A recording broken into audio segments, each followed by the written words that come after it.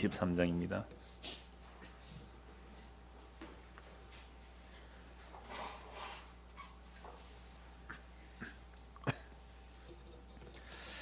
잠언 23장 1절에서 9절까지.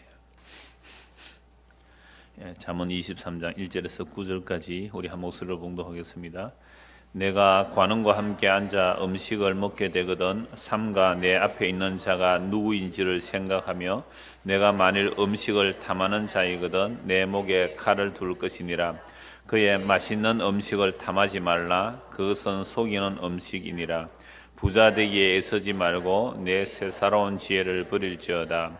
내가 어찌 허무한 것에 주목하겠느냐. 정령이 재물은 스스로 날개를 내어 하늘을 나는 독수리처럼 날아가리라. 악한 눈이 있는 자의 음식을 먹지 말며 그의 맛있는 음식을 탐하지 말지어다. 대저 그 마음의 생각이 어떠하면 그 위인도 그러한즉 그가 내게 먹고 마시라 할지라도 그의 마음은 너와 함께 하지 아니함이라.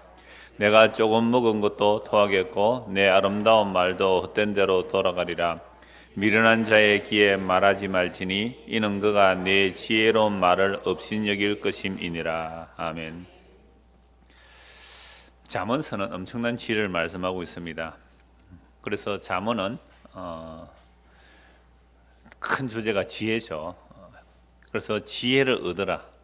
지혜를 얻는 것은 곧 생명을 얻는 거다. 지혜를 버리는 것은 생명을 버리는 거다. 지혜는 생명나무다. 지혜는 은금보다 귀하다. 그래서 은금을 얻는 것보다 지혜를 얻기를 더 사모하라. 또는 지혜는 꿀보다 더 달다. 하여튼 이러한 말씀들이 어마어마하게 한 절 한 절이 다 지혜의 말씀들입니다.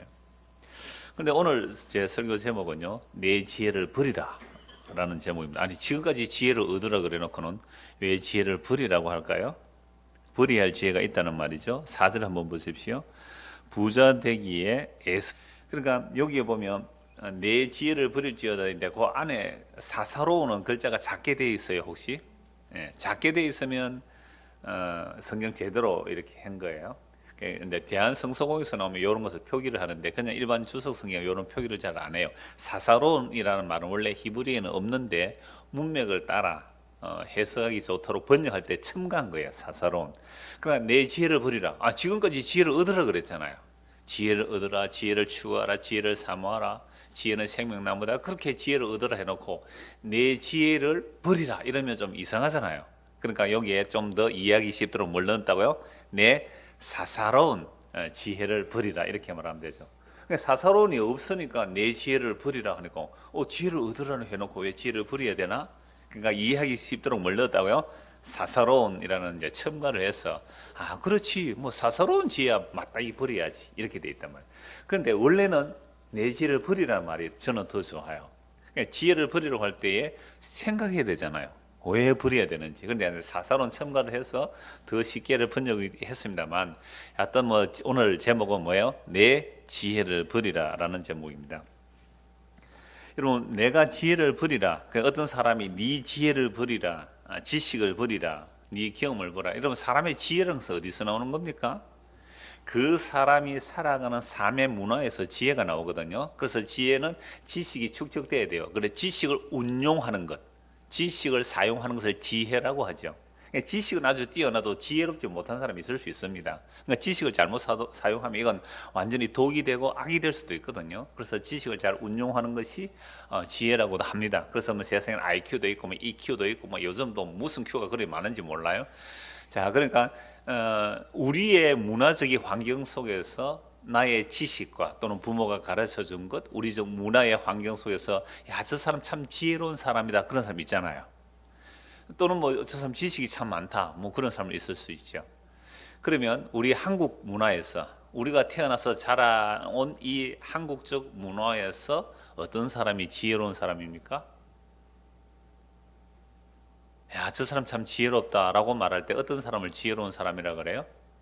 세상살이 할 때에 남에게 속지 않고, 그죠? 좀 이렇게 그렇다고 너무 약삭빠리면 그것도 좀 지혜로운 거는 좀 멀지요. 그래서 뭐 사람들이 인정받는 우리나라식으로 말하면 나라에 충성하고 부모에게 효도하고 또 정직 성실 근면하게 살면 이건 뭐 어느 나라도 마찬가지겠죠. 그런데 문명이 좀 덜 발달된 나라에서는요, 잘 빼앗아 오는 것, 잘 약탈해 오는 것, 이걸 용기라 그래요. 이걸 미덕이라 그런단 말이죠. 이제 문명이 좀 발달하면 좀 세련되어질 뿐이지만 선교사들이 가면 도대체가 희생이라는 개념을 설명을 못 하겠대요. 왜? 거기에는 용기 있고 아름다운 것들이 남을 죽이고 빼앗아 오는 것이 용기 있고 아름다운 것이기 때문에, 그럼 희생하는 것은 뭐예요? 그냥 완전 바보 같은 짓이란 말이에요. 그런 나라에 어떻게 복음을 설명하겠느냐 이 말이죠. 우리 대한민국의 문화 같은 경우에서는 참된 지혜라는 것은 나라에 충성하고 부모에게 효도하고 그리고 입신양명하는 것. 입신이라는 것은 출세하는 것이고 양명은 이름을 날리는 거잖아요. 출세해서 이름을 날리는 것이 집안의 효도고 부모에게 효도하는 것이라고 우리는 그렇게 배워왔습니다. 제가 어려서도 그렇게 들어왔고요. 여러분들도 아마 그렇게 들어왔을 거예요. 이런 문화 속에서 야, 저 사람 참 지혜롭다라고 하면 정말 입신양명을 하든지 아니면 나라에 충성하고 부모의 효도에서 모든 사람들에게 칭찬을 받는 그런 사람은 지혜로운 사람, 이렇게 말할 거예요. 그러므로 우리가 어떤 취사 선택의 문제에 있어서 어떻게 하는 것이 지혜롭다는 말을 듣느냐 이 말이에요. 그러면 우리 부모님들이 자녀들에게 야, 이 바보야, 왜 그런 짓을 했니? 라고 할 때에 그 바보 같은 짓을 했다고 책망받는 일은 부모가 볼 때는 어떤 일이에요? 지혜롭지 못한 일이거든요. 물론 뭐 나쁜 친구들하고 어울려가지고 뭐 경찰서 가서 뭐 이런저런 부모가 왔다 갔다 하면 야, 이놈아 왜 그런 짓을 했느냐 라고 책망 들을 수는 있어요. 그건 잘못한 거 맞으니까. 근데 우리의 자녀가 정말 자기 딴에는 착한 일을 한다고, 그죠? 약하고 연약한 자들 돕고 그러다가 손해를 봤단 말이에요. 그랬을 때 부모들은 어떻게 말합니까? 잘했다 그래요? 아니 미련한 짓을 했다 그래요? 뭐 사람마다 다를 수는 있어요. 그러니까 우리의 판단 가치를 따라 우리의 문화적 환경 속에서 지혜롭게 살아라 라는 것이 과연 성경에 부합되느냐 이 말입니다. 그러니까 어떤 사람이 어떤 선택을 할 때에 비록 물질적인 손해를 본다고 할지라도 더 나은 명예가 주어진다면 물질적인 손해를 보는 선택을 할 수가 있죠. 이것도 사람은 자기 지식을 따라 지혜롭게 선택한 거예요. 그런데 이런 결정 자체를 자신은 정상이라고 여깁니다. 그러니까 대한민국 문화 속에서 우리가 자라온 환경 속에서 야, 이게 참 지혜로운 삶이다 라는 결정을 한단 말이에요. 그런데 이런 결정 자체가 정상적이라고 생각하지 비정상적이라고 생각 안 하거든요. 안 그래요? 우리가 이 땅을 살아갈 때 지혜롭게 살아가는 것을 좋아하지 미련하고 맨날 속고 바보처럼 남에게 치이기는 하고 이러면 그 어리석은 자의 모습이잖아요. 그래서 우리가 이 땅에서 그 치사 선택하면서 살아갈 때에 지혜로운 선택을 할 것인가 미련하고 어리석은 선택을 할 것인가, 어떤 선택을 해야 돼요? 지혜로운 선택을 해야 되죠. 미련하고 어리석은 선택하면 안 되잖아요. 그런데 사람이 요건 지혜롭다, 요건 미련하고 어리석다 라는 그 선택을 하고 그 선악을 판단하는 것이 이미 선악과를 따먹은 이후에 우리 인간들이기 때문에, 창세기 3장 이후의 인간들이기 때문에 요게 지혜롭다고 이것은 미련한 거라고 그 선택의 기준을 누구에게 두는 겁니까? 자기 자신에게 두죠. 내가 볼 때에 이건 지혜롭다 하지만 하나님이 보실 때는 그게 뭐예요? 미련하고 어리석은 악한 것이 될 수 있잖아요. 내가 볼 때는 정말 미련하고 어리석은 거지만 하나님 보실 때는 참된 지혜로운 선택이 될 수 있잖아요. 그러니까 우리는 항상 치사 선택을 할 때 내 중심으로 선택을 하게 돼 있어요. 그러니까 이런 세상 속에서 지혜롭게 살아라 그러면 정말로 하나님께서 어떻게 보시고 무엇이 지혜인지 무엇이 악인지 그걸 생각하는 것이 아니라 항상 내 중심으로 선악 판단을 한단 말이에요. 그러니까 여기 우리는 부모들이 많으니까 부모들이 자녀에게 참 너는 지혜롭다 또는 너는 미련하고 어리석다라는 그 판단을 무엇을 기준으로 합니까? 너에게 얼마나 이익이 되느냐 아니 되느냐, 너의 그 선택으로 우리 집안에 얼마나 이익이 되느냐 안 되느냐, 이걸 기준으로 지혜롭다 미련하다고 하지, 성경 말씀에 비추어서 야, 내가 볼 때에 나는 너가 참 그게 미련한 선택 같은데 성경을 보니까 너 참 지혜로운 자야, 내가 손해가 되고 너가 손해가 될지라도 하나님의 시각으로 보면 너는 지혜로운 선택을 했어. 그렇게 결정해 줍니까? 그렇게 판단하고 평가해 줍니까? 그렇게 안 하셨지요? 손해보고 오면 뭐라 그래요? 아이고 인간아 나가 죽어라. 네 밥그릇도 하나 못 챙겨 먹겠다. 어떻게 세상 살래? 그래가지고 우리는 이런 지혜를 어려서부터 배워왔단 말이에요. 그러니까 이 지혜를 어떻게 해야 돼요? 버리라. 이 지혜를 버리라. 근데 이게 될까요? 안 될까요? 인간이 안 된다는 거예요. 왜? 우리는 아예 뼛속부터 세포 하나하나가 다 이기적인 유전자를 타고나 있어요.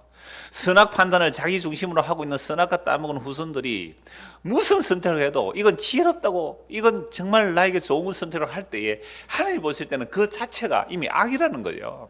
자기 중심으로 선악을 판단하고 살아가는 이것을 사람들은 지혜라 그러지만 하나님 보실 때는 그게 다 악하다라는 겁니다. 인간이 선악 판단하는 자체가 이미 타락했기 때문에 그래요. 자, 그래서 오늘 본문을 보겠습니다. 23장 1절에서 3절까지입니다. 네가 관원과 함께 앉아 음식을 먹게 되거든 삼가 네 앞에 있는 자가 누구인지를 생각하며 네가 만일 음식을 탐하는 자이거든 내 목에 칼을 둘 것이니라. 그의 마시는 음식을 탐하지 말라. 그것은 속이는 음식이니라. 여기서 관원되어 있는데요. 어떤 번역에는 또 군주라고 되어 있습니다. 아주 높은 관리가 되겠죠. 아주 높은 관리가 이렇게 음식을 차려 놓았어요. 근데 그 사람과 함께 음식을 먹을 때 네 앞에 있는 그 사람이 누구인지 생각을 잘 해라 라고 말하죠. 네가 만일 음식을 탐하는 자이거든 네 목에 뭘 두라고요? 칼을 두라. 그의 맛있는 음식을 탐하지 말라. 그것은 뭐예요? 속이는 음식이나. 그러니까 진수성찬을 차려놓고 사람을 대접을 하는데 이 음식을 이 사람 왜 나에게 주지? 잘 생각하라는 말이죠. 근데 이러면 이 고대로 갈수록 음식은 너무 귀했거든요. 여러분 새끼 먹은 역사가 우리나라에도 새끼 먹은 역사가 그래 오래되지 않아요. 점심은 그냥 점만 찍는다고 해서 점심이래. 점만 찍는다고. 그냥 점심 거의 못 먹었어요. 새끼 먹잖아요. 대부분 요즘은. 그런데 옛날로 갈수록 거의 가난한 나라 가면 거의 한 끼밖에 못 먹어요. 거의 한 끼 먹어요. 우리는 새끼 먹잖아요. 제가 오늘 이 말씀하면서 제가 걸리는데 오늘 저녁에 집사람이 그 집에 갔더니 그 전구지 봄 부추는요 문 닫고 먹으러 가죠. 봄 부추로 이 전을 하나 붙여놨어요. 그리고 거기에 또 배추를 이렇게 같이 전을 붙이고 그 초장 찍어 먹으면 맛있거든요. 아니 맛있어가 좀 많이 먹었어요 지금. 내가 안 그래도 오늘 저녁에 설교할 때 좀 끄끄거리겠다 했는데 안 그래도 여기 오시거든요. 이 탐심이거든요. 아니 저는 설교 전에 정말 작게 먹어요. 한 절반, 보통 때보다 절반 먹어요. 그래서 제가 설교 전에 뭐 이렇게 과자 좀 잘 안 먹어요. 그거 먹으면 혹시 목에 또 걸리면 안 그래도 알러지 있고 막 이런데 기침 나고 하니까 미안합니다. 주실 때 안 먹은 거 이러면 호의를 여름을 위해서 제가 안 먹는 거예요. 그러니까 보세요. 이 음식이 맛이 있으니까 많이 못 먹는데도 맛이 있으면 좀 더 먹었단 말이에요. 이걸 탐심이라 그래요. 탐심. 그래서 고대로 갈수록 음식을 못 먹던 정말 음식을 먹기가 힘든 시대에 진수성찬을 차려놓을 때 그 얼마나 먹고 싶겠어요. 그런데 그거 먹을 때에 네 앞에 앉은 사람이 누구인지 왜 그것을 너에게 대접하는지 잘 생각해보고 먹어라. 그러니까 너에게서 탐심이 막 나오면 칼을 어디에 두라고요? 네 목에 두라. 그 정도로 주의하란 말이죠. 그럼 왜 그러냐면 3절에 보면 그의 맛있는 음식을 탐하지 말라. 그것은 뭐예요? 속이는 음식이니라. 여러분 우리보다 높은 사람이 우리에게 뭔가 대접해 줄 때에 왜 해줄까요? 예? 우리보다 아주 높은 사람이 대접 안 해줘도 되는데 우리를 불러서 맛있는 대접을 해준단 말이에요. 왜 대접할까요? 뭔가 노림수가 있을 거예요. 물론 마음이 착해가지고, 그죠? 착해가지고 그 사람에게 대접해주고 싶어서 대접하는 경우도 있어요. 그래, 네 앞에 있는 사람이 누군지 잘 봐란 말이에요. 이 사람은 평소에도 참 착한 사람인데 나같이 약한 사람에게 대접하거나 참 감사합니다 먹을 수 있는데 이 사람이 가면 정치꾼이라. 지금 지방선거 온다고 벌써 막 선거하잖아요. 선거운동 하는데 요즘 밥 잘 못 얻어먹으면요 몇 배? 50배입니까? 60배, 60배. 만 원짜리 밥 한 그릇 잘 못 얻어먹으면요, 얻어먹은 사람도 60배, 60만 원 벌금 내야 됩니다. 조심해서 음식 드세요. 공짜로 준다고 넙죽넙죽 받아 드시지 말고. 그리고 또 대접한 사람도 200만 원 이상 벌금이 선고가 되면요, 뭐 그 사람이 시장이든지 국회의원이든지 막 떨어져요.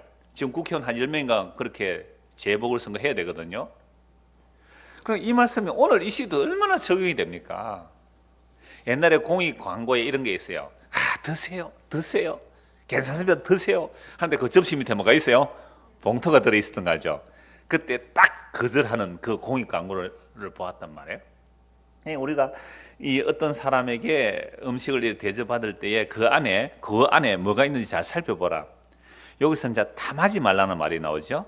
탐하지 말라는 말이 나옵니다. 자, 이어서 6절 바로 넘어가겠습니다. 6절.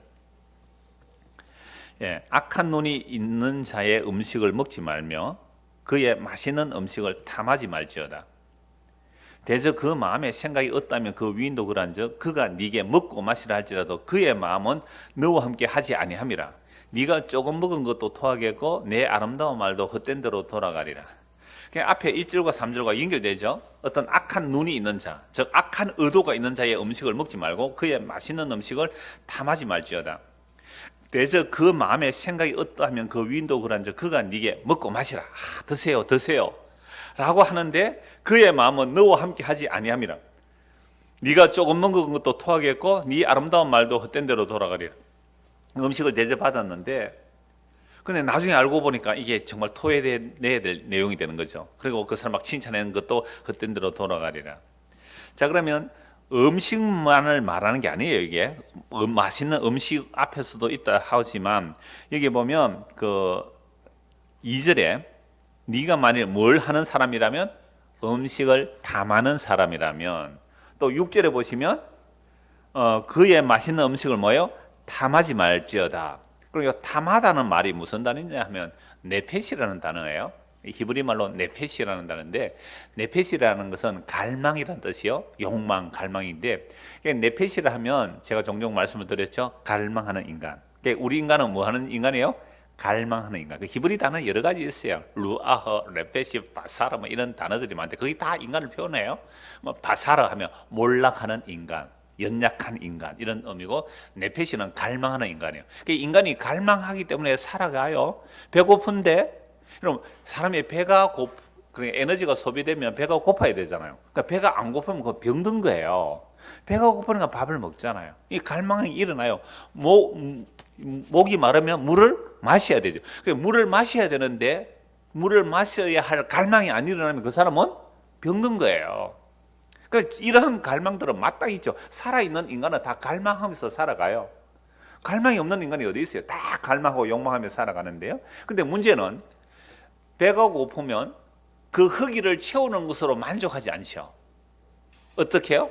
오늘 제가 벌써 넘어갔잖아요. 제가 맛있다고 좀 더 먹었거든요. 그러면 맛있는 것을 찾아 나선단 말이에요. 지금 텔레비전 나오는 거 보면 정말 그걸 먹방이라고 그러죠. 먹는 방송 가장 많을 거야 아마. 물론 전에도 한 말씀드렸지만 이 문화적 현상 속에서 우리가 힘들고 어려울 때는 달달한 걸 먹거든요. 여러분 괴로울 때 초콜릿과 단 걸 먹으면 기분이 좋아져요. 그러니까 음식을 먹음으로, 그래서 여자들이 스트레스 많이 받으면 뭐 먹어요? 양푼에 밥 비비가 막 먹잖아요. 그렇게 먹음으로 스트레스 풀린대요. 그러니까 이런 먹방이 많이 나온다고 해서 사람들이 그만큼 스트레스를 많이 받는다는 거죠. 그런데 50년 전만 한번 생각해 보세요. 먹을 것이 정말 없었던 시대에 50년 전에. 50년 전보다 지금 우리나라 경제가 수백 배 높아졌잖아요. 그러면 우리 개인 가정의 수익도 정말 50년 전보다 지금 얼마나요? 수백 배 더 높아진 거 맞잖아요. 그런데 자족합니까? 못합니까? 못해요. 왜요? 갈망하는 인간이기 때문에 그래요. 근데 갈망이 정말 허기가 졌을 때는 배만 채워지면 만족하는데, 배가 채워지고 나니까 이제 맛있는 것을 찾아 나서는 거죠. 이 갈망이 끝없이 가더란 말이죠. 그러니까 이거 네펫이라는 말. 그래서 네가 음식을 탐하는 자라면 네 목에 칼을 두어라. 그리고 6절에 네가 음식을 탐하지 말라. 여기 다 네펫이라는 단어인데, 그런데 이런 갈망이 음식만이 아니겠죠. 예? 음식만이 아니잖아요. 그러니까 뭐 명예를 추구한다, 권력을 추구한다, 그거 갈망이거든요. 그러니까 적당한 갈망은 살아가는 동력이 되지만 이게 전부 다 도에 지나쳐요. 그러니까 갈망도 사람들마다 이렇게 말하는 거죠. 나의 이 욕망, 나의 이 갈망은 정당한 거야, 정상적인 거야. 그죠? 근데 다른 사람이 갈망하고 욕망은 뭐예요? 저 욕심꾸러기 이렇게 말하거든요. 이 기준도 벌써 누가 세우고 있는 거예요? 자기가 세우고 있어요. 그걸 내로남불이라 그러잖아요. 내가 하면 로맨스고 남이 하면 불륜이라고요. 그러니까 끊임없이 자기 중심으로 세상을 보고 있단 말이에요. 그래서 우리가 가지고 있는 이 지혜를 당신 그거 틀렸어요. 당신이 지혜가 그거 틀렸어요. 당신 경험과 지식으로 판단하는 그 모든 것을 다 들어도 당신 틀렸어요 라고 할 때에 우리는 그 충고의 말을 받아들입니까? 안 받아들입니까? 안 받아들여요. 왜? 내 안에 이미 뭐가 가득해요? 나의 사사로운 지혜가 충만해요. 내 사사로운 지혜가 가득하기 때문에 참된 지혜가 들어올 틈이 없어요. 튕긴다니까요. 그래서 4절 보십시오. 부자 되기에 애쓰지 말고 내 사사로운 지혜를 어떻게 해요? 버릴지어다. 그러니까 내 사사로운 지혜를 버리라라고 말하고 있죠. 내 사사로운 지혜를 버리라. 그러면 지혜를 버리라 라는 말은 4절 보세요. 부자 되기에 애쓰지 말고 내 사사로운 지혜를 버리라. 그러면 지혜를 버리라는 말은 사람들은 자기 지혜를 가지고 뭘 되기를 애쓰는 거예요? 부자 되기를 애쓰죠. 그러니까 앞에 1절과 3절, 6절과 8절은 뭐에 대한 갈망이에요? 먹는 것. 여러분 고대로 갈수록 먹는 것이 정말 힘들었거든요. 먹는 것이 가장 큰 갈망입니다. 이런 배고프면요 가장 서러운 슬픔이 배고픈 슬픔이에요. 먹는 것은 가장 큰 갈망입니다. 인간이 3일만 굶어보세요. 얼마나 배고픈데요. 정말 아무것도 생각 안 납니다. 한 3일 금식 정도는 해보셨죠? 한 일주일 정도 해보신 분도 계실 거고 그 정도 하면요 진짜 먹는 것밖에 생각이 안 나요. 굶으면 뭐 신령해지고 그런 거 없어요. 빨리 마치고 밥을 먹어야 되겠다 이 생각밖에 없다니까요. 고난주간에 우리 금식 해봤잖아요. 그래가지고 하루 굶는 것도 겨우 하루 굶는 것도 힘들어가서 밤 12시 땡 하면 밥상 차려놨다가 그거 다 먹고 그러잖아요. 밤새 하루 종일 못 먹은 거 그냥 그날 다 먹잖아요. 12시 넘어가지고. 그러니까 먹는 것 이 갈망이 가장 강력합니다. 사람이 먹는 갈망. 근데 문화가 발달하면 발달할수록 먹는 것은 이제 배가 불러지죠. 배가 불러지면 이 욕망이, 이 내펫이, 이 갈망이 더 많아져요. 희한해요. 여러분 50년 전에 우리가 아이들이 뭐 휴대폰 사줘요 뭐 이런 욕망이 있었습니까? 없었어요. 50년 전에 휴대폰 자체가 없었습니다. 그죠? 100년 전에 자가용 하나 사줘 뭐 이런 거 없었다니까요. 그래 문명이 발달하고 경제가 성장할수록 갈망은 더 많아져요. 더 다양해집니다. 욕망은 말도 없이 더 늘어나고 있어요. 그러니까 뭐 문명이 발달되고 경제가 나아진다고 사람 사는 우리 인생의 질이 높아집니까? 전혀 저는 아니라고 봅니다. 오히려 욕망만 더 높아져요. 상대적 결핍만 더 커져요. 이걸 지옥이라고 그래요. 자족이 됩니까? 그래서 요즘 일부러 문명을 거절하고 아예 뭐 휴대폰 안 가져다니기, 텔레비전 안 보기, 일부러 시골에 내려가기 이렇게 사는 사람도 있더라고요. 어느 정도는 아마 자족을 할 거예요. 몇 년 지나면 또 심심해가 또 도시 나올지도 모릅니다. 우리의 갈망은요 우리 스스로 주체가 안 되는 겁니다. 어떤 방식으로도 삐져나와요. 내 갈망을 채우는 방식으로. 그러니까 먹는 것, 그 다음에 먹으려고 하는 건 뭐가 필요해요? 돈이 필요하잖아요. 그러니까 부자 되기에 힘쓰는 것이 우리 모든 사람들의 지혜예요. 그래서 어떤 사람은 지혜롭다고 해요? 돈 잘 버는 사람. 정말 저 사람 지혜롭다. 돈을 잘 벌구나. 여러분 워런 버핏 아시죠? 투자의 기재잖아요. 이 사람이 무슨 대학교 수석 졸업하고 뭐 하버드 경영학과를 나오고 뭐 얕은 어마어마한 경력이 있는데 이 사람은 너무 투자를 잘하니까 자기가 어디에 자선하기 위해서 자기하고 점심 먹는 그 티켓을 경매에 붙여요. 심지어 그 사람과 식사 한번 하기 위해서 몇 억을 내는 사람이 있어요. 몇 억을. 그 사람하고 밥 한 끼 먹는 티켓 사는데 몇 억을 내요. 왜 그래요? 1시간 동안 밥 먹으면서 그 사람이 넌지시 알려주는 투자의 비결을 배우면 5억을 투자했을지라도 50억 벌 수 있다면 밥 먹겠어요, 안 먹겠어요? 그럴 거죠. 이런 것을 지혜라 그래요, 세상은. 그런데 성경 뭐라고 말씀합니까? 부자 되기에 애쓰지 말고 네 사사로운 지혜를 버리라라고 말씀하고 있거든요. 여러분, 가난하면 정말 먹는 게 얼마나 그 힘드는지, 여러분 혹 바나나 송의 기적이라는 영화를 보셨습니까? 제가 요즘 바빠가 전혀 못 봤는데 어저께 한번 봤어요.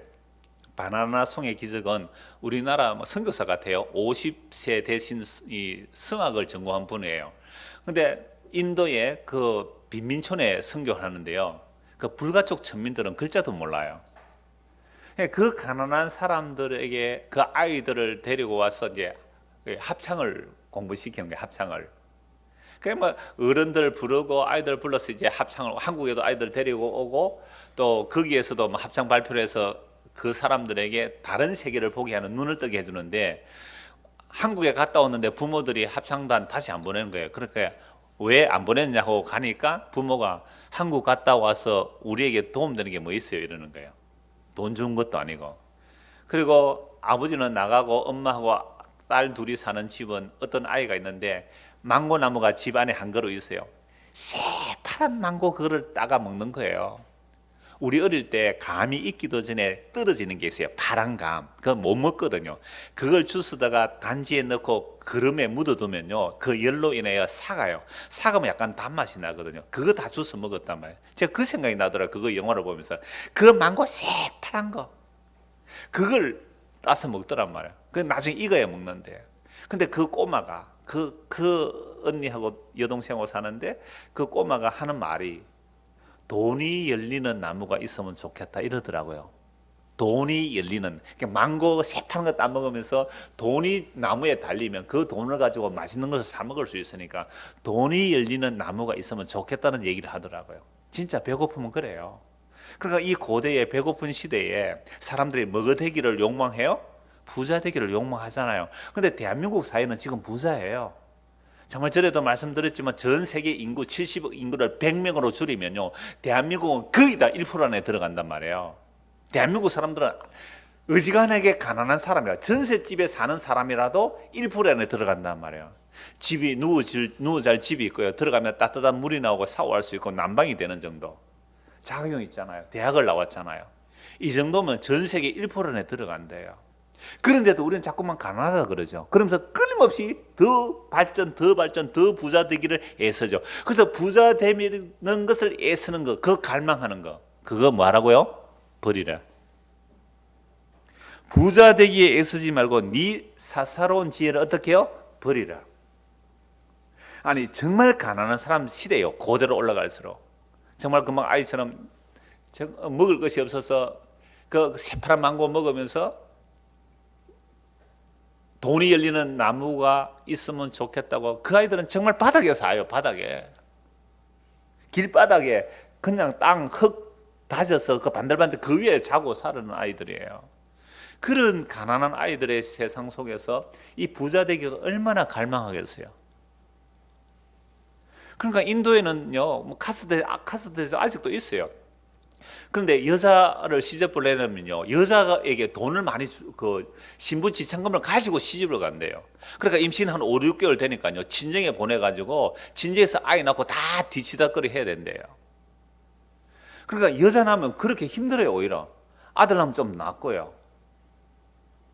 이런 가난한 동네에서는 정말 거기서 합창들 노래하는 들 나오거든요. 어메이징 그레이서, 또 뭐 엄마의 이야기, 이런 합창하는데 제가 요새 많이 메말렸는데 그거 보고 눈물이 나더라고요. 여러분, 우리 50년 전 생각 한번 해보십시오. 먹을 거 정말 귀했거든요. 근데 지금은요, 음식 쓰레기가 수조리 넘치는 나라거든요. 그런데 이런 나라에서도 지금 사람들에게 지혜는 어떤 게 지혜예요? 부자 되는 게 지혜잖아요. 돈 많이 버는 게 지혜잖아요. 세상이야 그렇다 할지라도 교회는 그런 얘기하면 안 되잖아요. 교회는 참된 지혜를 말해야 되거든요. 그래서 오늘 4절, 부자 되기에 애쓰지 말고 네 사사로운 지혜를 버릴지어다. 그러니까 부자 되기 위한 그 지혜 어떻게 하란 말이에요? 버리라 이 말입니다. 그래서 4절을 세 번째로 보면 이렇습니다. 부자가 되려고 애쓰지 말고 그런 생각을 끊어버릴 슬기를 가져라. 부자 되기를 애쓰지 말고 부자 되려고 애를 쓰는 그런 생각을 끊어버릴 슬기를 가져라. 네 지혜를 버리라는 말씀은 부자 되려고 애쓰지 말라는 거예요. 그런 생각 끊어버리라는 겁니다. 그래서 다시 23장 4절 5절 보십시오. 부자 되기 애쓰지 말고 네 사사로운 지혜를 버릴지어다. 네가 어찌 허무한 것에 주목하겠느냐. 정령이 재물은 스스로 날개를 내어 하늘을 나는 독수리처럼 날아가리라. 그러니까 네가 어찌 허무한 것, 그러니까 허무한 것이 뭐예요? 부자. 부자 되는 것, 허무한 거예요. 그것에 주목하겠느냐. 정령이, 재물은 이것도 원래는 없는 단어예요. 정령이 스스로 날개를 내어 하늘을 나는 독수리처럼 날아가리라. 그러니까 오늘 우리는 자본주의에서 살고 있잖아요. 자본주의 속에서 살고 있기 때문에 그저 부모들에게 들은 얘기가 어떻게 하든지 세상에서 공부 잘하고 출세하고 돈 많이 벌어라. 이게 그냥 복이에요. 근데 이게 교회에서도 뭐예요? 이걸 복으로 말하고 있잖아요. 참 큰일이죠. 이게 교회 아닙니다. 그럼 그건 교회 아니에요. 세상이에요. 그래서 부자 되기를 애쓰는 그 지혜를 버리라. 교회에서는 이거 얘기해야 되잖아요. 그런데 우리가 교회 다닌다는 사람들이 만나서 하는 이야기가 어떤 이야기예요? 정말로 세상 얘기 아닙니까? 돈 버는 이야기, 성공한 이야기, 어떤 좋은 회사 취직한 이야기, 누가 뭐 월급을 얼마나 많이 받는 이런 얘기 아니냐 말이에요. 그래서 우리가 부자 되기를 애쓰면 결국 그 부를 모았을 때 그건 허무한 것이고 그것들은 결국은 날개를 내어 하늘 나는 독수리처럼 날아가 버릴 거예요.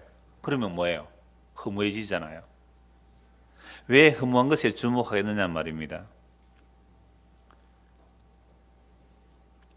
이제 성경에서 이 부자 되기를 애쓰는 자들이 얼마나 허무하게 되며 그들이 얼마나 하나님의 진노를 받는 자들인지 성경을 쭉 한번 찾아가 봅시다. 성경은요, 몇 곳만 찾아보다 너무너무 많은 내용이에요. 예레미야 17장을 보겠습니다. 예레미야 17장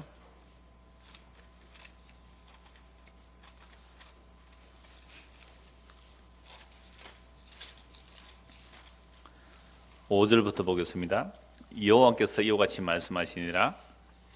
무릇 사람을 믿으며 육신으로 그의 힘을 삼고 마음이 여호와에게서 떠난 그 사람은 저주를 받을 것이라. 여호와의 말씀입니다. 사람들이 뭘 믿어요? 사람을 믿고. 여러분, 사람을 믿는다는 것은 자기도 믿는 것이지만 자기 지혜도 믿고 자기 지식도 믿는 것이고 또 가족도 믿는 것이겠죠. 그러니까 어떤 사람이 저주를 받은 사람이냐라고 하면 무엇을 믿어요? 사람을 믿어요. 그래서 사람 믿지 마세요. 사람은 믿음의 대상이 아니에요.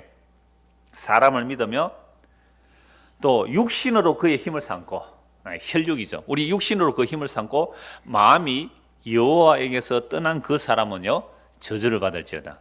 여러분, 이건 이렇게 말해도 돼요. 저주를 받은 사람이 어떤 사람이냐? 저주를 받은 사람은 여호와에게서 마음이 떠나서 자기 힘만 믿고 사는 사람들, 그죠? 그러니까 자기 힘을 믿는다는 것은 아까 잠언서 23장 4절 말씀에 보면 부자 되기를 힘쓰는 사람들, 그런 사람이 어떤 사람이라고요? 저주받은 사람입니다. 그런데 성경은 그런 사람이 저주받은 사람인데 왜 세상은 그런 사람들이 지혜로운 사람이고 복받은 사람이라고 말하죠? 너무 분명한데 그게 마귀한테 속아서 그렇습니다. 마귀한테 속아서 그래요.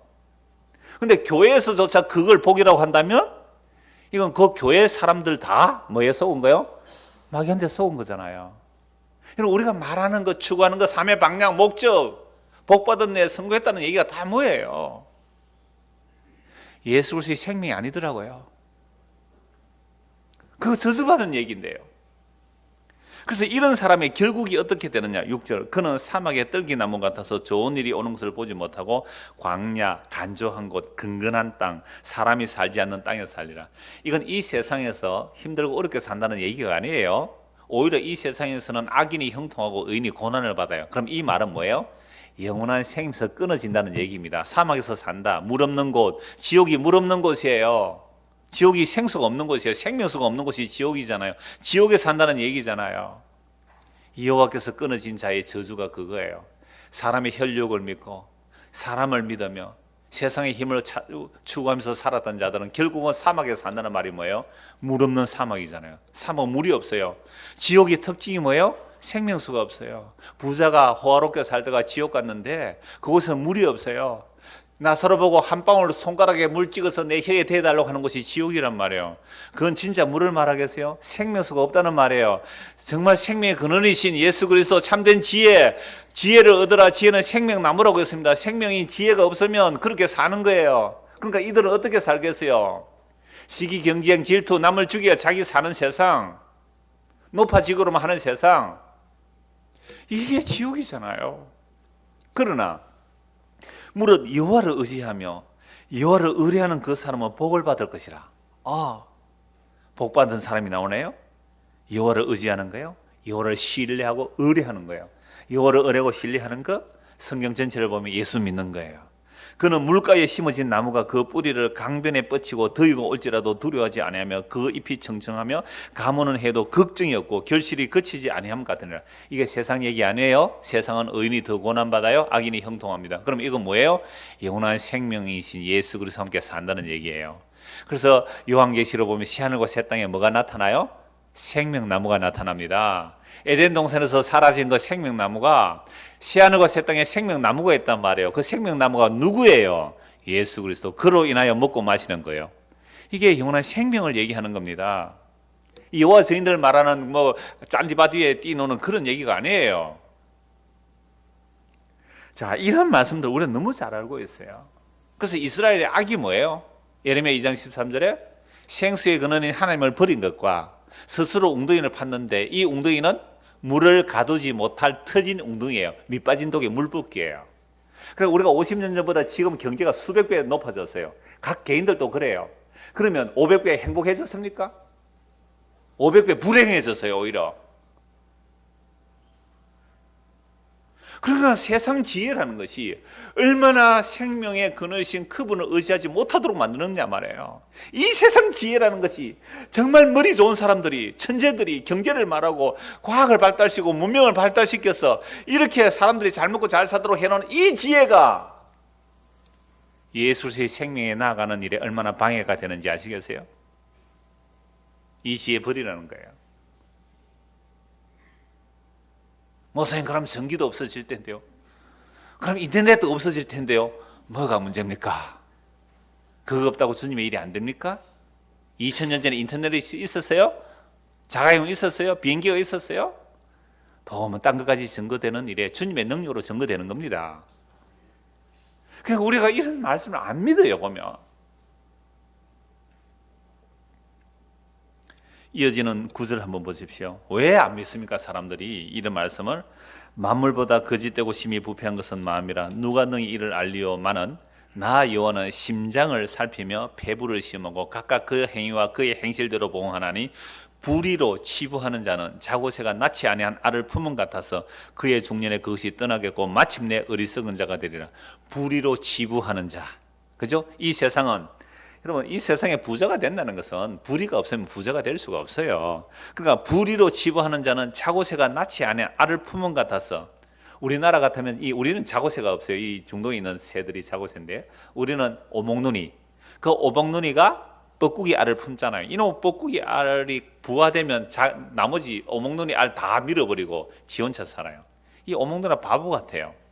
자기보다 덩치가 몇 배나 커요. 이 뻐꾸기 새끼 크면 2배 새는 그 새끼한테, 뻐꾸기한테 먹이를 얼마나 부지런히 날아먹어요. 자기 새끼 다 죽인 놈인데 그 놈이 그 실컷 먹여놨단 말이에요. 그런데 나중에 뻐꾸기 와서 뻐꾹뻐꾹 날아가 버려요. 이게 재물을 모으는 자를 설명하고 있어요. 그러니까 우리가 이 땅에서 살면서 지금 오목놀이처럼 그렇게, 그죠? 재물을 쌓고 쌓아놨는데 뻐꾸기 와서 뻐꾹 하니까 날아가 버려요. 이게 우리 인생의 결론이 이거예요. 중년에 그것이 떠나게 마침내 뭐예요? 어리석은 자가 되리라.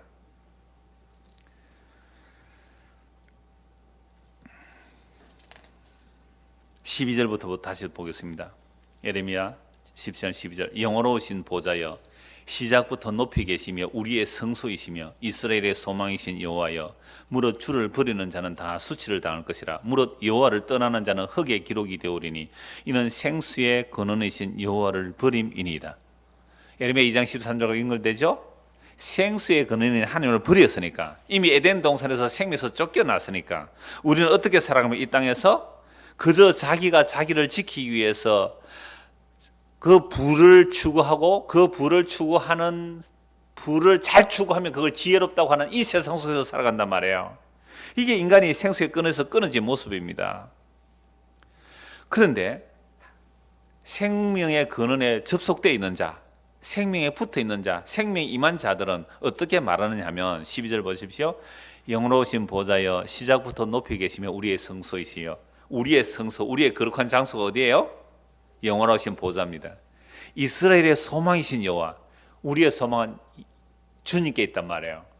그래서 이사야 90장 1절 2절 보면 주는 영원부터 영원까지 대대로 우리의 거처가 됩니다.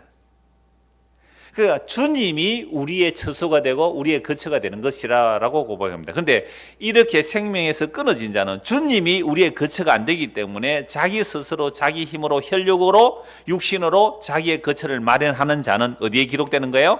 흙에 기록되는 거죠. 흙에서 나와서 흙에 있는 것을 먹고 살다가 흙으로 돌아가는 인생이란 말이에요. 시편 39편도 한번 보겠습니다. 시편 39편.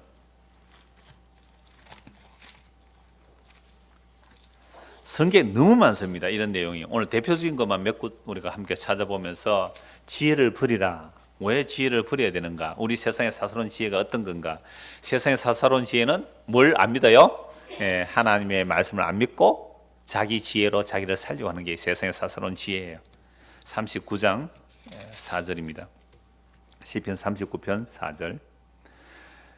여호와여, 나의 종말과 연한이 언제까지인지 알게 하사 내가 나의 연약함을 알게 하소서. 이 시편 90편에서도 대대로 영원부터 영원까지 주님이 우리의 거처가 됩니다라고 하면서 이 고백을 모세가 하는데요. 여기서는 다윗이 이렇게 말하는 거예요. 여호와여, 나의 종말과 연한이 언제까지인지 알게 하사 내가 나의 연약함을 알게 하소서. 주께서 나의 날을 한 뼘 길이만큼 되게 하시매 나의 일생이 주 앞에는 없는 것 같사오니 사람은 그가 든든히 서 있는 때에도 진실로 모두가 헛사뿐이니이다. 여러분, 사람들이 어떨 때에 든든하게 섰다라고 말하죠? 어떨 때 든든하게 섰다 그래요? 열심히 일을 하든지 돈 버는 일에, 그죠? 열심을 내서 정말 지혜를 짜내서 그 사람은 100억대 재산가가 되었대. 그 사람 한 1000억대 재산가가 되었대. 그럼 우리는 뭐라고 생각해요? 그 사람 참 든든하구나. 5 기업 정도 하나 가지 안 됩니까? 한 1조 원짜리 5 기업 정도 하나 가지면 그 사람 참 든든하다 하는데 지금 감옥에 가야 돼요. 지금 서로 자기 것 아니라 그러면 그거 내주든지. 안 그래요? 우리는 그런 1조 원짜리 기업, 알짜 기업 하나 가지면 어떻게 말해요? 그 사람은 든든하고 이제 그 자식의 자식들까지 대대로 어떻다고요? 든든하다. 그랬죠, 얼마 전까지. 근데 실로 헛사로다. 여러분, 우리 이명박 장로님이 이번 사건을 통해 이 말씀을 정말 믿었으면 좋겠어요. 이거 나는 든든할 줄 알고 이것저것 많이 받아서 챙겨놓는데 이게 실로 헛사로다. 누가 인터넷 통해서 이거 좀 전달해 줬으면 좋겠어요. 오늘 수사받고 나올지 안 나올지 모르겠는데, 안 그래요? 여러분들 그 정도 되면 든든하다고 할까? 할 수 안 있어요. 근데 그게 정말 우리가 성경을 아는 사람이라면 그게 든든한 게 아니라 뭐라고요? 실로 헛사로다. 이게 날아가 버려요. 자고새가 품지 않는 알이 새가 날아가는 것처럼 날아가는 거예요. 성경에 이게 진짜 지혜입니다. 근데 우리는 이 지혜를 평소에 어떻게 하고 살아가요? 무시하고 안 듣고 자기의 사사로운 지혜로 살아가는 거예요. 이게 어리석은 거 아닙니까?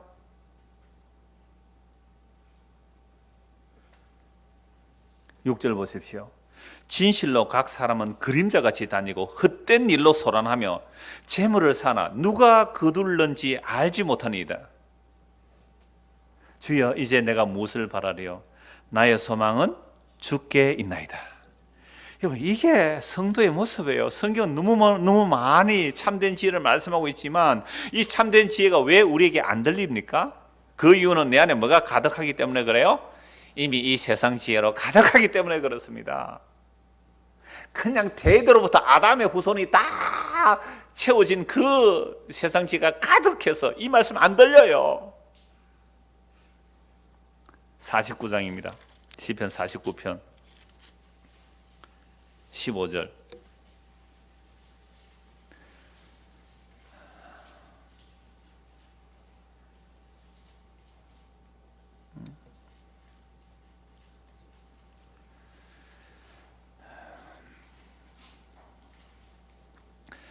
어, 13절부터 보죠. 13절부터 보죠. 이것이 바로 어리석은 자들의 길이며 그들의 말을 기뻐하는 자들의 종말이로다. 그들은 양같이 서울에 두기로 작정되었으니 사망이 그들의 목자일 것이라. 정직한 자들이 아침에 그들을 다스리리니 그들의 아름다움은 소멸하고 서울이 그들의 거처가 되리라. 그러나 하나님은 나를 영접하시리니 이러므로 내 영혼을 서울의 근세에서 건져내시리로다. 사람이 치부하여 그의 집에 영광이 더할 때에 너는 두려워하지 말지어다. 그가 죽음에 가져가는 것이 없고 그의 영광이 그를 따라 내려가지 못함이로다. 그가 비록 생시에 자기를 축하하며 스스로 좋게 함으로 사람들에게 칭찬을 받을지라도 그들은 그들의 역대 조상들에게로 돌아가리니 영원히 빛을 보지 못하리로다. 존귀하나 깨닫지 못하는 사람은 멸망하는 짐승 같도다. 아까 잠언서 볼 때는 부자가 음식을 차려놓고 그죠? 사람들을 막 초청하잖아요. 그러니까 사람들이 거기 가서 얻어먹고 막 칭찬하고 아부하고 그러죠. 그런데요, 18절 보십시오. 그가 비록 생시에 자기를 축하하며 스스로 좋게 함으로 사람들에게 뭘 받아요? 칭찬을 받지만 그들은 그들의 역대 조상들로 돌아가니 영원히 빛을 보지 못하리라. 이건요, 그들의 결국이 어디로 가는 거예요? 15절에 보니까 그러나 하나님은 하나님 나를 영접하시니 이러므로 내 영혼을 어디요? 서울의 근세에서 건져낸단 말이에요.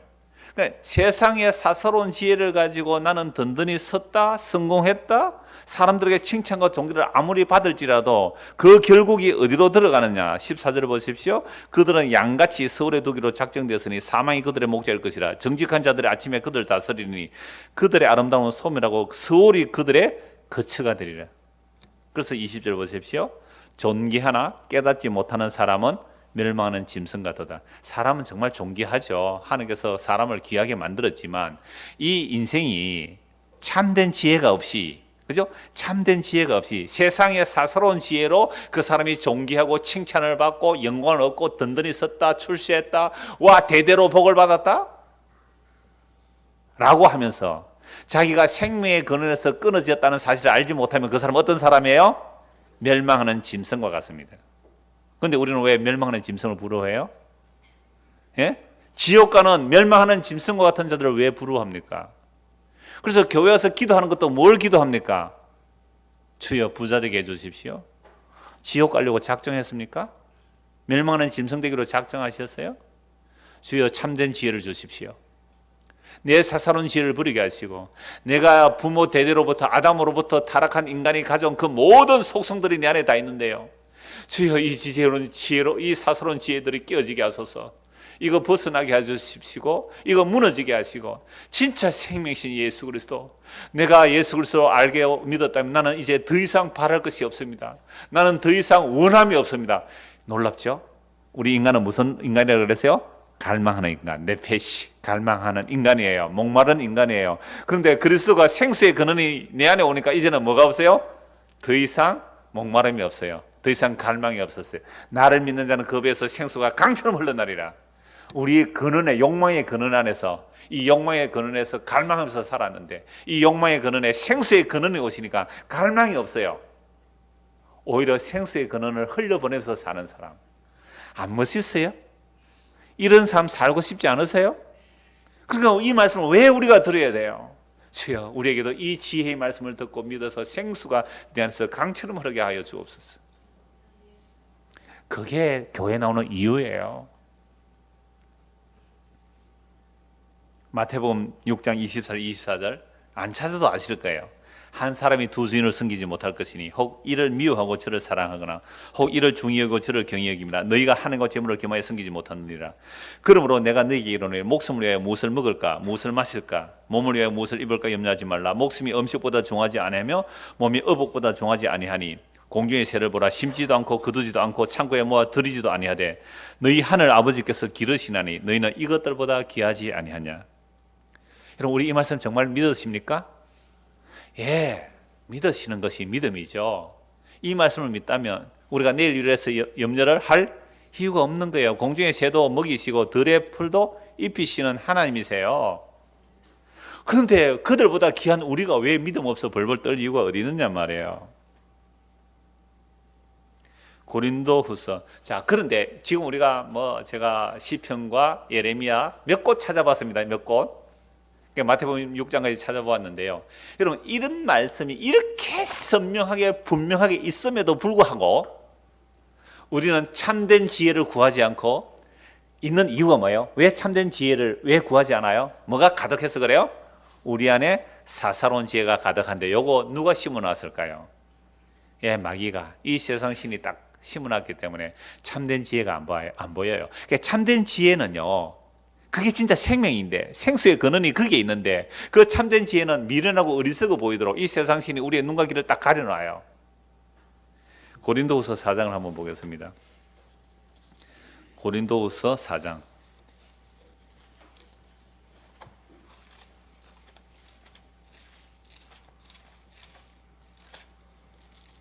3절. 만일 우리의 복음이 가리웠으면 망하는 자들에게 가려진 것이라. 제가 지금 이사야서, 잠언서와 또 예레미야, 시편, 또 마태복음 6장을 쭉 살피면서 참된 지혜는 이런 겁니다. 그죠? 참된 지혜는 예수 그리스도 그분이 우리의 생명입니다라는 참된 지혜를 전했단 말이에요. 근데 이런 지혜가 안 들리는 사람이 있어요. 그죠? 교회 다닌다고 해도 이게 안 들리는 사람이 있단 말이에요. 왜 안 들려요? 망하는 자들에게는 안 들린다는 거예요. 망하는 자들 이게 안 들립니다. 그래서 우리의 복음이 가려졌으면 망하는 자들에게 가려진 것이라. 그 중에 이 세상의 신이 믿지 아니하는 자들의 마음을 혼미하게 하여 그리스도의 영광의 복음의 광채가 비치지 못하게 함이니 그리스도는 하나님의 형상이니라. 못 믿는 이유가 있어요. 이 세상 신이 그리스도의 영광의 광채가 비치지 못하도록 딱 막고 있으니까 안 보이는 거예요. 이어지는 5절 한번 보십시오. 우리는 우리를 전파하는 것이 아니라 오직 그리스도 예수의 주 되신 것과 또 예수를 위하여 우리가 너희의 종된 것을 전파함이라. 어두운 데 빛이 빛이라 말씀하셨던 그 하나님께서 예수 그리스도의 얼굴에 있는 하나님의 영광을 아는 빛을 우리 마음에 비추셨느니라.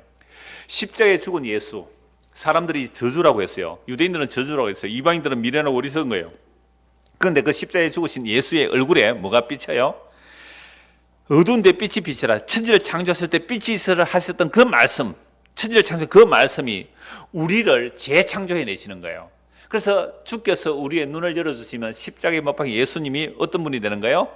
하나님의 영광이라는 것을 압니다. 십자가에 못 박혀 죽으신 그분이 하나님의 영광임을 아는 자들, 이게 하나님께서 우리에게 빛을 딱 비춰주신 거예요.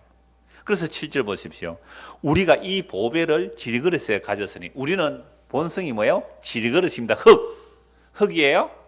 그러니까 흙이기 때문에 진실로 든든히 섰다고 할 그때조차도 뭐라고요? 무너지는 거예요. 왜? 흙이니까. 여러분, 흙무더기 쌓아놓은 거예요. 아무리 든든하게 쌓아놓아도 비 오면 어떻게 해요? 후루룩 허물어지는 거예요. 그러니까 흙이란 말이에요. 그러니까 이 지리그릇 안에 뭐가 담겨야 돼요? 보배인 그리스도가 담기는 거예요. 자, 그런데 보배가 그릇에 담기면 이제는 힘이 큰 능력은 누구에게 있고요? 하나님께 우리에게는 있지 않아요. 그러니까 우리는 지금도 이런 말씀을 들어도 우리는 또 돌아서면 어떻게 하면 돈 좀 잘 벌까? 이런 생각 난단 말이에요. 그러니까 능력은 우리에게는 없어요. 우리 안에 계신 그 진짜 보배이신 그리스도가 계시면 우리는 어떻게 살아지게 될까요? 앞으로 세상에서 지혜롭게 살아가는데, 세상 사람들이 볼 때는 미련하고 어리석지만 하나님 보실 때는 어떻게 해요? 지혜롭게 살아가요. 그 지혜롭게 살아가는 모습이 어떤 모습이냐? 8절 보십시오. 우리가 사방으로 우겨삼을 당하여도 사이지 않고. 그러니까 우겨 샀는데 확 벗어납니까? 우겨 삼을 당한 채로 살아갑니까? 우겨쌈을 당한 채로 살아가는데 그것에 주눅들지 않고 그것에 실망좌절하지 않고 살아가는 거예요. 그래서 싱글벙글하면서 살아가요. 감옥에 갇혀가지고 뭐라 그래요? 바울이 기뻐하라. 내가 다시 말하노니 기뻐하라. 갇혔는데요. 내가 갇혀도 복음은 안 갇혀. 기뻐하라. 세상에 뭐 이런 사람이 다 있느냐 말이에요. 이게 우겨삼을 당하여도 우겨삼을 당한 채로 살지 않는 거예요. 거기서 막 자유가 주어지고 전세 살다가 막 집을 사고 뭐 이렇게 된다는 얘기 아니에요. 늘 전세방으로 사는데 평생 전세방 살면서도 기뻐하고 감사하면서 사는 거. 이게 우겨삼을 당하여도 우겨삼을 당하지 않고 사는 삶이에요. 이래 해야 아멘이나. 안 그래요? 아니, 네가 종으로 있을 때 부르심을 받았냐? 평생 종으로 있어도 괜찮다. 이건요, 세상의 그 어떤 가치 판단을 다 무너뜨려버리는 복음의 능력입니다. 여러분, 예수 믿는 사람이 이런 자신감으로 좀 살아야 되지 않겠어요? 제가 몇 곳에 이렇게 강의하러 가는데요. 어떤 분은 남편이 지금 산소호흡기 꽂고 있어요. 아이들 혼자서 키워야 돼요. 그러다가 욥기 설교를 듣고 그 고난에 이해가 안 된 거죠. 정말 그 모임에 와서는 그냥 잠시 자기 소개하라니까 쭉 자기 얘기를 하면서 그냥 막 눈물을 쏟으면서 얘기를 해요. 굉장히 힘들어요, 사는 게. 근데 거기에 함몰되지 않아요. 함몰되지 않아요. 어떤 분은 뭐 암을 수술한 사람도 있고 이런저런 사람들 있어요. 제가 그 사람들 볼 때 놀라워요. 나는 저 사람 되면 저렇게 살아갈까? 물론 오늘 그 호킹, 호킹 박사, 76세 별세인데 그분이 루게릭이거든요. 우리 장로님 아들도 지금 그 루게릭으로 지금 이 설교 듣고 있을 거예요. 지금 이 영상 보고 있을 건데요. 그래도 제가 가끔 신방을 가서 말씀 전할 때에 하늘에 소망 두면 호킹은 유명이라고 했죠, 그죠? 그래 유명 안 해도요. 그 안에 그리스도의 생명이 있으면 성진 씨 이 설교 들을 거예요. 그 성진 씨 안에 그리스도의 생명이 있으면 호킹 씨보다 훨씬 하나님께서 유명해 보시는 분이에요. 이게 산소호흡기를 끼고 있을지라도 우겨삼을 당하지 않는 거예요. 이 세상이 어떻게 감당했어요, 이거를? 답답한 일을 당하는데 답답한 일이 쑥 사라집니까? 아니요. 답답한 일을 당하는데도 낙심이 안 되는 거예요. 오늘도 답답하고 내일도 답답한데 낙심이 안 돼요. 이게 무엇이 들어와 있는 증거예요? 지리그릇 안에 보배인 그리스도가 들어와 있으면 이렇게 된단 말이에요. 그러니까 이렇게 안 되고 답답해서 막 화가 나고 짜증나면 회개하십시오. 주여, 내 안에 보배가 있는지 없는지 잘 모르겠습니다. 내 안에 있는 보배 그리스도로 인하여 답답한 일 느끈하게 이겨낼 수 있는 믿음 주십시오. 이렇게 기도해야 되지 않겠습니까? 그러니까 복음 들으면 기도할 게 없는 게 아니라 진짜 기도할 것만 가득해요. 박해를 받아도 버림받지 않고 꿇어뜨림을 당해도 망하지 아니하고 우리가 항상 예수의 죽음을 몸에 짊어지면 세상에 어떤 모습으로 간다고요? 예수의 죽으심 십자가죠. 예수님이 십자가 지고 갈 때 어디로 가는 거예요? 보니까 죽으러 가는 거잖아요. 그러니까 우리가 그 예수의 죽으심, 십자가를 짊어지고 가는 모습으로 보이는 거예요. 근데 그렇게 가는 자들에게 뭐가 나타나요? 예수의 생명이 또한 우리 몸에 나타나는 겁니다. 세상 사람 볼 때는 아이고 저 사람 저거 예수 믿다가 왜 저렇게 홀라당 망했느냐, 정말 예수 믿고 망한 집안이네, 망한 사람이네 라고 보이는데 하나님 보실 때는 그 사람이 어디로 가는 거예요? 생명의 길로 가는 거예요. 이게 예수 믿는 겁니다. 너무 명명백백해요. 어려운 게 아니에요. 근데 왜 이런 말이 어렵고 우리에게 안 들린다고 그랬어요? 이 세상에 사사로운 지혜가 가득 차 있기 때문에, 선악과 따먹은 아담의 타락한 인간들이 다 이 지혜로 가득하기 때문에, 그래서 보암직하고 먹음직하고 세상에 자랑이 될 것을 추구하는 것이 마귀의 역사잖아요. 아담을 그렇게 유혹해요. 하와를 그렇게 유혹했어요. 이 땅에 마지막 아담으로 오신 예수님을 그렇게 유혹하잖아요. 성전 꼭대기에서 뛰어내려봐라, 돌로 떡을 만들어 먹어라, 너에게 절하라, 세상 영광을 줄게. 그 마귀 유혹입니다. 근데 교회 와서 그걸 구한다고요? 마귀한테 절하지요. 마귀한테. 너무 분명해요. 어렵지 않습니다. 어려운 이유는, 처음 오신 분들은 제 설교 좀 어렵다고 하는 분들 계세요. 어려운 이유는 우리의 사사로운 지혜가 너무 가득 차서 그래요. 그거 다 버리라는 거예요. 근데 우리가 버릴 수 있습니까 없습니까? 못 버리죠. 못 버리니까 주께서 이 말씀을 주께서 이뤄내세요. 그래서 하나님이 자기 백성에게는 이게 사사로운 지혜를 알게 하세요. 내가 믿던 거 무너져요. 내가 기대했던 거 깨어져요. 내가 바라는 일이 안 이루어져요. 고통스러워요. 아파요. 해석이 안 돼요. 왜 이렇게 해석이 안 돼요? 사람들은 위로한다고 나에게 왔는데 위로는커녕 재앙만 주는 위로자들이에요. 야, 네 하나님께 뭐 잘못된 거 있지? 빨리 해결하라. 그럼 하나님 너희 복 줄 거야. 그게 재앙만 주는 위로자죠. 그게 무슨 위로예요? 그러니까 생명 얻는 자가 그렇게 많지는 않아요. 이 길 가는 자가 많지는 않아요. 그래서 우리 살아있는 자가 항상 예수를 위하여 죽음에 넘겨지면 보세요. 아니 살아있는 우리가 어디로 넘겨져요? 죽음에 넘겨져요. 죽음에 넘겨져요. 죽는 모습이에요. 그런데 그렇게 넘겨지면 뭐가 나타나게 하려고요? 예수의 생명이 또한 우리 죽을 육체에 나타나게 하려 함이라. 그런즉 사망은 우리 안에서 역사하고 생명은 너희 안에서 역사하느니라. 기록된 바 내가 믿음으로 말하였다 한 것 같이 우리가 같은 믿음의 마음을 가졌으니 우리도 믿음으로 또한 말하노라. 주 예수를 다시 살리신 이가 예수와 함께 우리도 다시 살리사 너희도 그 앞에 서게 하실 줄을 아노라. 여러분 이 땅에 사는 거 잠시 잠깐이에요. 정말 잠시 잠깐이에요. 그러니까 영원한 생명이신 그분 앞에 우리를 서게 하실 줄을 아는 거예요. 그런데 영원한 생명 앞에 서는 자들은 가는 길이 뭐예요? 이 길이에요. 방금 읽었던 이 길이에요. 다른 길 없어요. 예수님께서 이 땅에 오셔서 고속도로 가신 거 아니거든요. 평탄한 길로 가신 게 아니거든요. 십자가라는 그 길을 가셨듯이 오늘 예수를 믿는 우리도 그 길을 가는 겁니다. 그래서 이는 모든 것이 너희를 위함이 많은 사람의 감사로 말미암아 은혜가 더하여 넘쳐 하나님께 영광을 돌리게 하려 합니다. 한 것만 더 보죠. 두 것만 더 보겠습니다. 두 것만. 디모데전서 6장입니다. 그냥 읽기만 하겠습니다. 이 말씀은 너무나 잘 아는 말씀이기 때문에 디모데전서 6장 보겠습니다. 디모데전서 6장 3절입니다. 누구든지 다른 교훈을 하며 바른 말 곧 우리 주 예수 그리스도의 말씀과 경건에 관한 교훈을 따르지 아니하면 그는 교만하여 아무것도 알지 못하고 변론과 언쟁을 좋아하는 자니 이로써 투교와 분쟁과 비방과 악한 생각이 나며 마음이 부패하여지고 진리를 잃어버려 경건을 이익의 방도로 생각하는 자들의 다툼이 일어나니라. 바른 복음을 안 전하게 되면 온갖 시기 질투 뭐 이런 게 다 나오는 거죠. 그러니까 이들은 결국 경건을 이익의 방도로 생각하는 자들의 다툼이 일어나고 있습니다. 그러나 자족하는 마음이 있으면 경건은 큰 이익이 되느니라. 우리가 세상에 아무것도 가지고 온 것이 없으며 또한 아무것도 가지고 가지 못하리니 우리가 먹을 것과 입을 것이 있은즉 족한 줄로 알 것이니라. 부활이 하는 자들은 시험과 올무와 여러 가지 어리석고 해로운 욕심에 떨어지나니 곧 사람으로 파멸과 멸망에 빠지게 하는 것이라.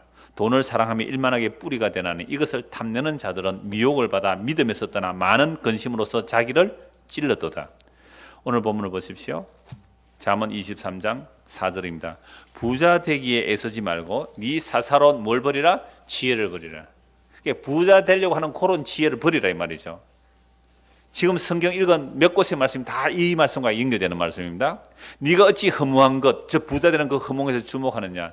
정의의 재물은 스스로 날개를 내어 하늘을 나는 독수리처럼 날아가리라. 그러니까 부활이 하는 자들은 결국 어디에 빠지는 거예요? 시험과 올무와 여러 가지 어리석고 해로운 욕심에 떨어지는 곧 사람으로 파멸과 멸망에 빠지게 하는 것이라. 우리 안에 갈망, 이 갈망이 그리스도로 채워지지 아니하면 반드시 부자 되는 갈망, 식욕, 성욕, 지나친 성욕, 지나친 식욕, 지나친 수면욕, 얕은 이러한 욕망들로 끊임없이 가는데 그거 만족됩니까? 안 됩니까? 안 돼요. 맛있는 거 먹으면 더 맛있는 거 생각나요. 잠 푹 자면요, 잠 더 자고 싶어요. 좋은 거 봤으면 더 좋은 거 보고 싶어요. 그런데요, 보기는 봐도 족함이 없거든요. 듣기는 들어도 만족이 없어요. 우리 인간은. 왜? 우리 안에 뭐가 있었어요? 네페시가 있었어. 우리가 인간이 네페시거든요. 갈망하는 인간이거든요. 이 갈망의 근원 안에, 이 갈망의 근원 안에 생수의 근원이신 그리스도가 오시지 않으면 우리는 평생 갈망하다가 진짜 지옥 가서도 평생 영원토록 갈망하면서 사는 거예요. 만족이 없어요. 지옥은 어떤 곳이라고요? 만족이 없는 거예요. 안식이 없는 거예요.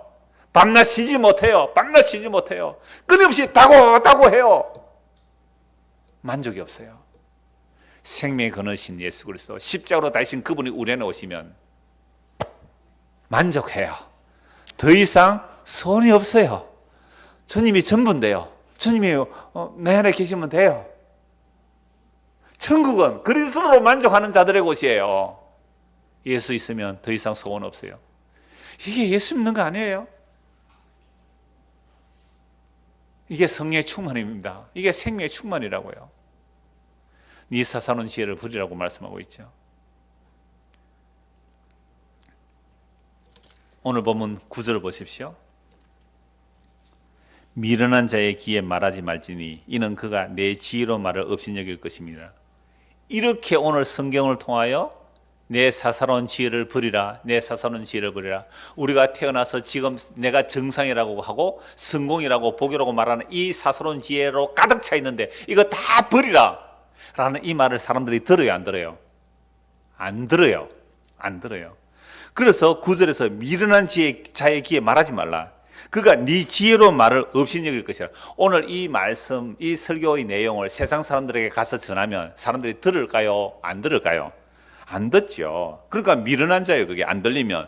그러니까 미련한 자의 귀에 말하지 말지니 이는 그가 네 지혜로 말을 어떻게 해요? 업신여길.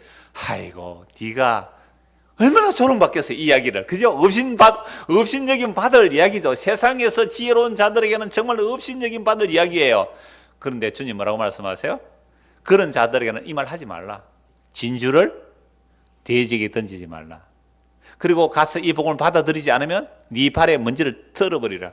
그렇다면 오늘 우리가 이 말씀을 안 받아들인다면 우리가 구절에 해당되는 사람이죠. 그죠? 이 복음 안 받아들이면 우리가 구절에 해당되는 사람이에요. 그래서 우리는 떨어져 나가요. 발에 먼지 좀 떨려 나갈 거예요. 우리가 돼지 같아요. 근데 이 말씀을 들으면서 적어도 주여 정말 나는 세상 지혜로 하나님을 추구하였군요. 이러면 멸망의 길로 가군요. 큰일 났네요. 어떻게 할까요? 라는 마음이 왔다면 이건 정말 하나님의 은혜예요. 그때 성경은 들려요. 그런 사람에게 이 말씀은 들려요. 어떻게 해요? 그래서 네 사사로운 지혜를 버리라. 네가 태어나면서 지금까지 가고 있는 그 지혜, 세상 지혜 그거 버려라. 근데 이걸 우리가 버릴 수 있어요? 없어요? 버릴 수가 없어서 주께서 우리를 버리게 하신다고요. 어떻게 하는 모습으로? 우겨삼을 당하게 하심으로, 답답한 일을 만나게 하심으로. 기도해도 답답한 일이 쑥 해결되는 것이 아니라 그냥 답답한 채로 가요. 감옥에 있는 채로 그냥 가요. 근데 그 안에서 주님이 오시니까 그게 별로 안 답답해요. 좁은 집이 별로 안 답답해요. 우리 교회 식당 좁지요? 좁은 식당이 별로 안 좁아요. 이렇게 넓을 수가? 보세요. 수요일에 이렇게 넓잖아요. 이게 뭐 가득 아니 3분에도 안 찼어요. 수요일은 이렇게 넓어요. 진짜 예수님 계시면 여러분 다 있는 겁니다. 아멘. 너무 행복해요. 제가 다른 데 가서 이 얘기 했다가는 돌 맞을 거 아니에요? 여러분 아멘 해주셔서 얼마나 감사한지. 한 권 보고 말씀 마무리합시다. 고린도전서 3장입니다. 고린도전서 3장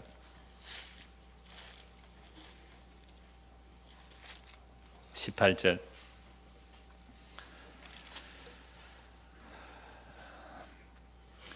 아무도 자신을 속이지 말라. 너희 중에 누구든지 이 세상에서 지혜 있는 줄로 생각하거든 어리석은 자가 되라. 그리하여야 지혜로운 자가 되리라. 이 말씀이 이제 좀 선명하게 안 들어옵니까? 우리 지금 1시간 동안 설교를 했거든요. 1시간 동안 성경을 찾아보고 결론이 오늘 이 말씀이에요.